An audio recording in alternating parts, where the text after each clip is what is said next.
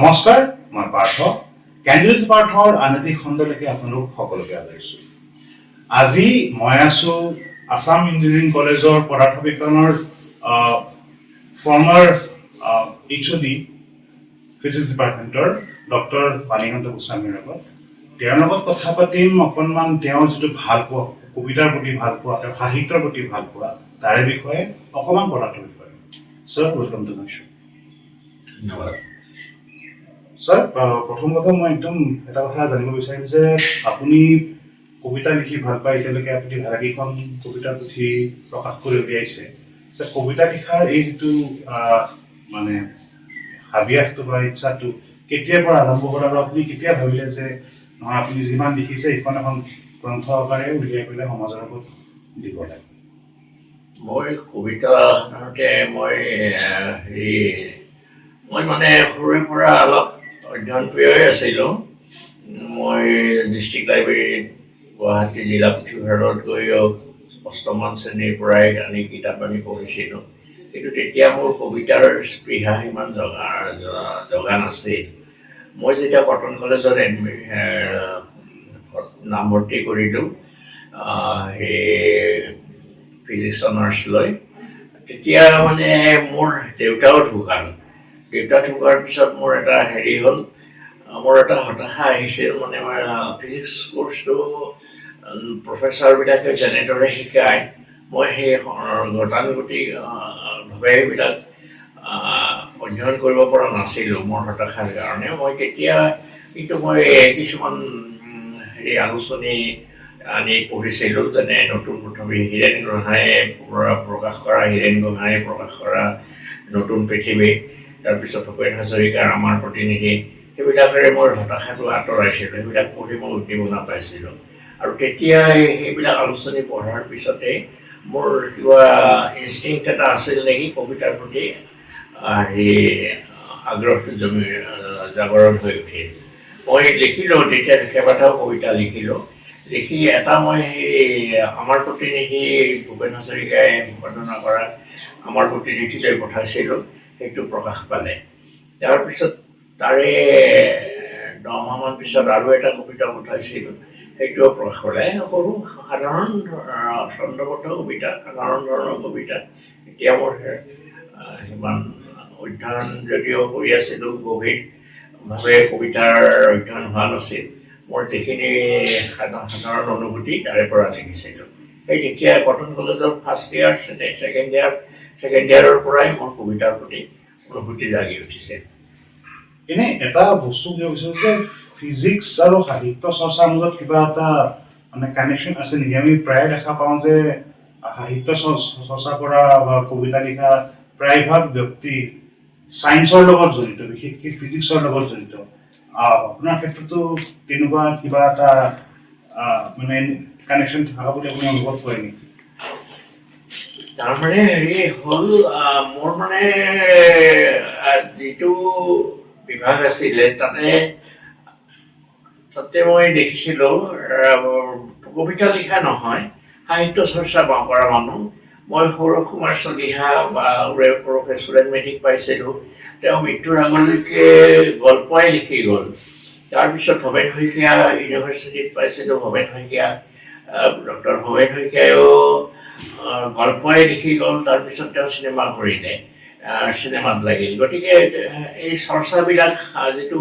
সাংস্কৃতিক চৰ্চা, তেওঁলোকৰ মাজত দেখিছিলোঁ। কিন্তু কবিতা মই বেলেগ শিক্ষকৰ পৰা পঢ়িছিলোঁ, যেনে নৱকান্ত বৰুৱা, তেওঁ কটনৰ ইংৰাজীৰ প্ৰফেচাৰ আছিল। নৱকান্ত বৰুৱাই একেৰাহে কবিতা লিখি গৈছিল, তেওঁৰ কবিতা পঢ়িছিলোঁ। জিৰণিলো।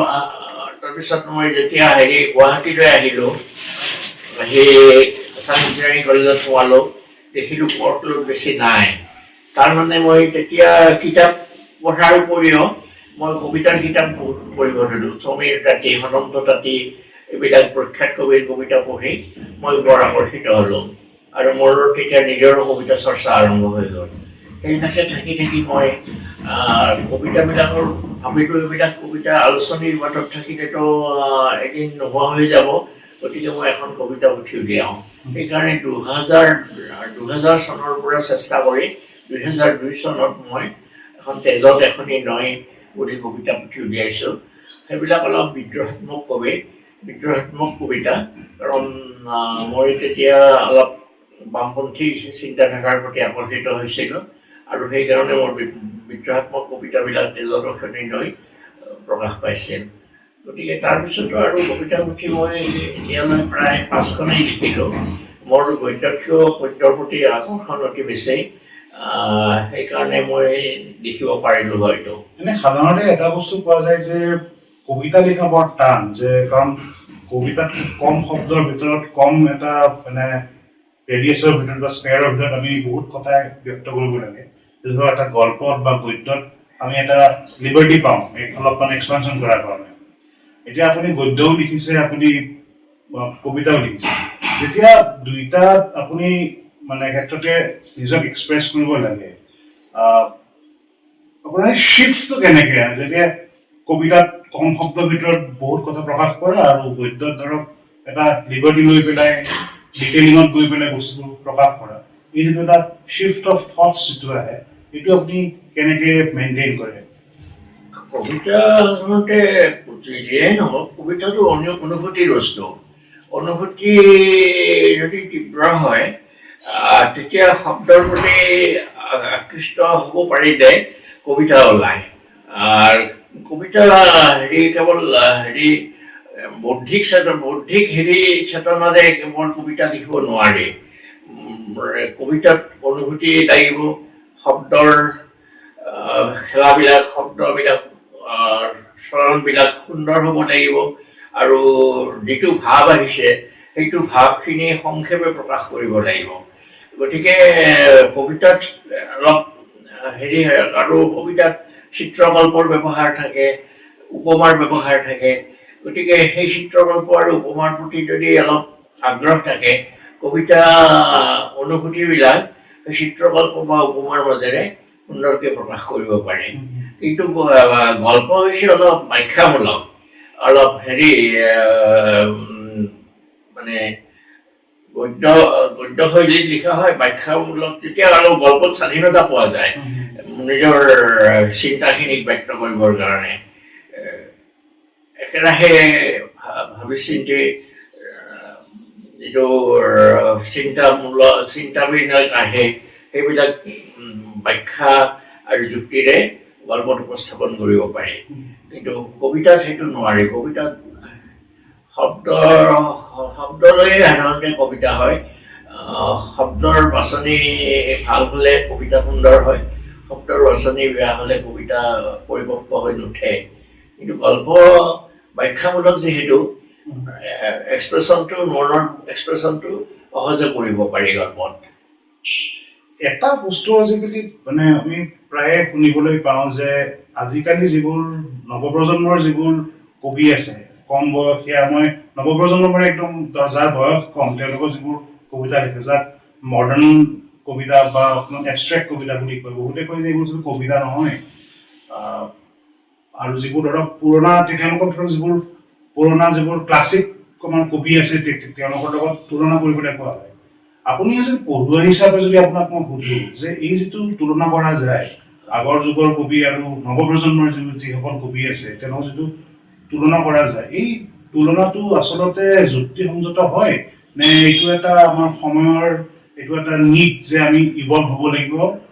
In every spare of writing সময়ৰ লগে লগে ধ্যান ধাৰণাবিলাকৰো সলনি হৈ থাকে সময়ৰ লগে লগে অভিব্যক্তিৰ প্ৰকাশবিলাকো সলনি হৈ থাকে তাৰপিছত তাত বুদ্ধিমত্তাৰ যিটো প্ৰয়োগ হয় সেইটোও সলনি হয় গতিকে আজিৰ প্ৰকৃতিৰ কবিতা বুদ্ধিমত্তাৰ অনুভূতিটিকে তেওঁলোকে বুদ্ধিমত্তাৰ ওপৰত বেছি গুৰুত্ব দিয়াৰ কাৰণে কবিতাবিলাক অলপ অবৈধ হৈ আহিছে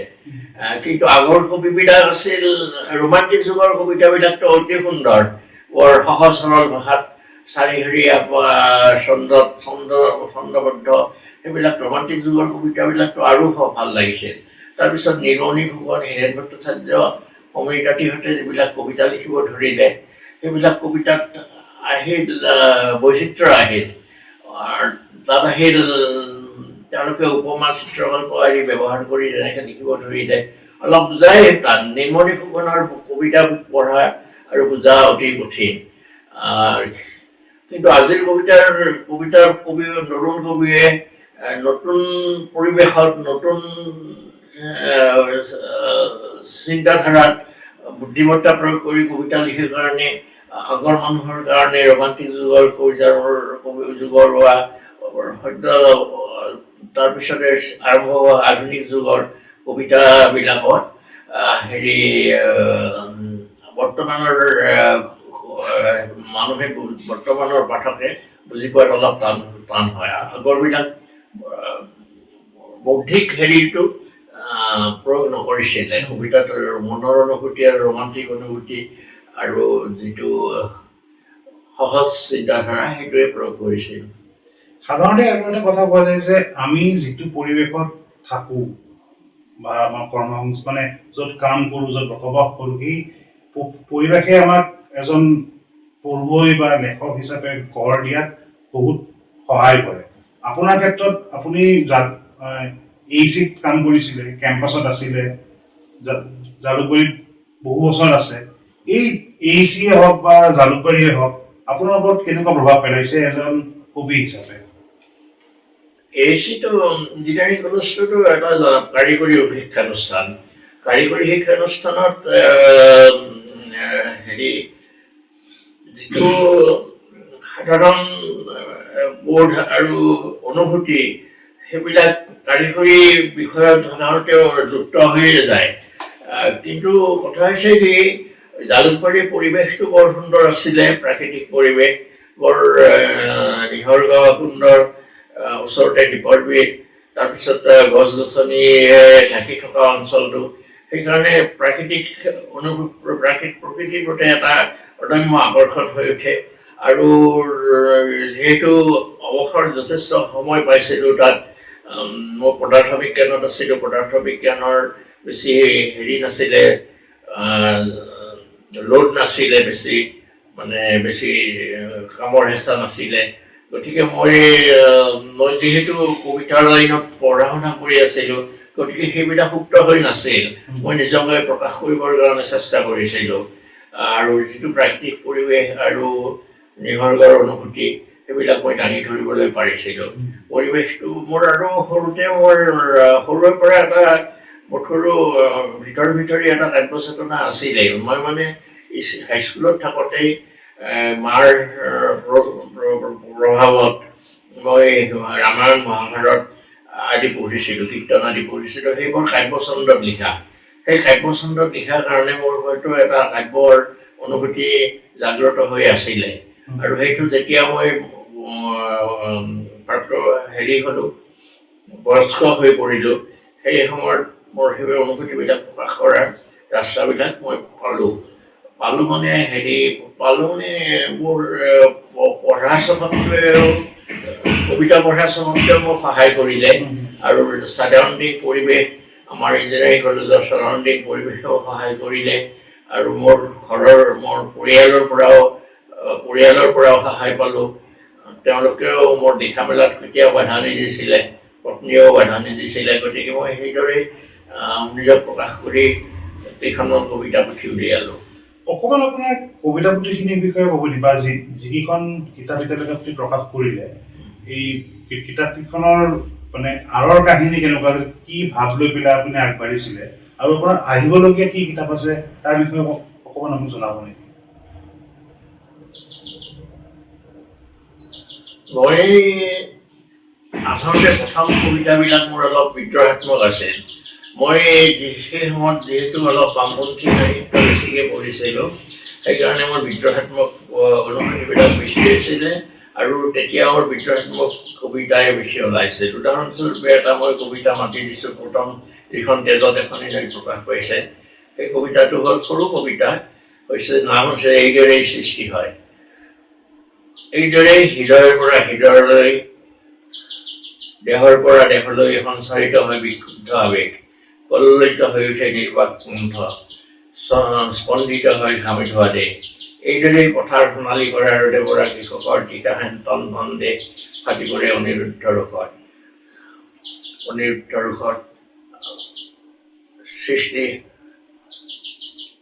সৃষ্টি হয় মানুহৰ বুৰঞ্জী এনেধৰণৰ কবিতা তাৰ এতিয়াৰ কবিতাবিলাক তেনেকুৱা নহয় এতিয়া মোৰ অলপ নান্দনিক অনুভূতিটো বেছি হৈছে সেইকাৰণে মোৰ এতিয়া হেৰি নান্দনিক পৰিৱেশ অনুভূতি বেছি হোৱাৰ কাৰণে মোৰ অলপ ক্লাছিকেল ধৰণৰ কবিতা লিখোঁ মই এতিয়ালৈ 5খন কবিতাই পুথি লিখি উলিয়ালোঁ শেষৰখন হৈছে কাব্যতীৰ্থৰ শব্দময় ঢৌ গতিকে সেয়াই আৰু মানে আপোনাৰ প্ৰিয় লেখক প্ৰিয় কবি যাক আপুনি আগতেও পঢ়িছিলে এতিয়াও পঢ়ি ভাল পায় আৰু নৱপ্ৰজন্মৰ কাক পঢ়ি আপুনি বেছি ভাল পায় নৱপ্ৰজন্মৰ আমাৰ হেৰি দেৱকুমাৰ বৰা আমাৰ নীলেন কুমাৰ তাৰ পৰা হেৰি আমাৰ সমীৰ তাঁতীয়ে এইবাৰ সাহিত্য একাডেমী পাইছে সমীৰ তাঁতী তাৰপিছত হীৰেণ ভট্টাচাৰ্যৰ কবিতা মোৰ খুব প্ৰিয় নীলমণি ফুকনক পঢ়োঁ কিন্তু নীলমণি ফুকনৰ কবিতা অলপ মোৰ দুৰ্বোধ্য যেন লাগে যদিও মই কবিতা লিখোঁ নৱপ্ৰজন্মৰ উঠি অহা সৌৰভ এই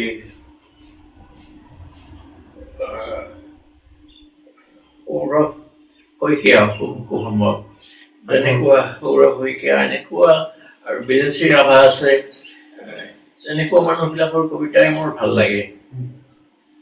আপোনাৰ শেষত যদি এটা আমাৰ যিসকল শ্ৰোতাই চাই আছে দৰ্শকে চাই আছে যদি তাৰে মাজত কোনোবাই কবিতা লিখিব বিচাৰে তেওঁলোকক আপুনি আপোনাৰ ফালৰ পৰা কি পৰামৰ্শ দিব যে কেনেকে আগবঢ়া উচিত তেওঁলোকে মই এই উপদেশ দিব বিচাৰো যে তেওঁলোকে নিজৰ অনুভূতিক যাতে শ্ৰদ্ধা কৰে আৰু পঠন অভ্যাসটো যাতে ৰাখে কবিতাৰ প্ৰতি পঠন অভ্যাস সৰু কবিতাৰ সৃষ্টিৰ মাজত কি পৰিৱৰ্তন হৈছে সেইবিলাক যাতে সূক্ষ্মভাৱে চায় আৰু শব্দৰ প্ৰয়োগ আমাৰ শ্ৰমে কেনেদৰে প্ৰয়োগ কৰিছে সেই শব্দৰ বাছনি কেনেদৰে কৰিছে সেইটো যাতে চায় আৰু চিত্ৰকল্প আৰু উপমা দিয়াৰ ক্ষেত্ৰত যাতে সাধক সমাধান হয় আৰু বাস্তৱিক জগতখন কেনে সংঘাতত চলিছে সেইবিলাকো অনুধাৱন কৰি তেওঁলোকে যাতে আগবাঢ়ে মই তাকেই উপদেশ দিব বিচাৰোঁ ছাৰ বহুত বহুত থেংক ইউ আপুনি আহিলে আমাৰ শ্ব'ত আহি পেলাই আপুনি বহুত ভাল গুৰুতৰ কথা ক'লে আশা কৰোঁ আমাৰ যিসকল শ্ৰোতাই দৰ্শকে চাই আছে তেওঁলোকে ছাৰে যিখিনি কথা ক'লে সেইখিনি হৃদয়ংগম কৰিব আৰু তেওঁ নিজৰ কবিতা যেতিয়া লিখিব সেইখিনি সেই পইণ্টতে যেন মনত ৰাখে চ' এয়া আছিল কেণ্ডিডেট পাৰ্থৰ আজিৰ খণ্ড আশা কৰোঁ আপোনালোকে চাই ভাল পালে আকৌ লগ পাম কেণ্ডিডেট পাৰ্থত কোনোবা এজন বেলেগ অতিথিৰ লগত কথা পাতিম তেওঁৰ লগত এটা বেলেগ বিষয় তেতিয়ালৈকে ভালে থাকিব কুশলে থাকিব আৰু ভাল কবিতা লিখি থাকিব আৰু পঢ়ি থাকিব ধন্যবাদ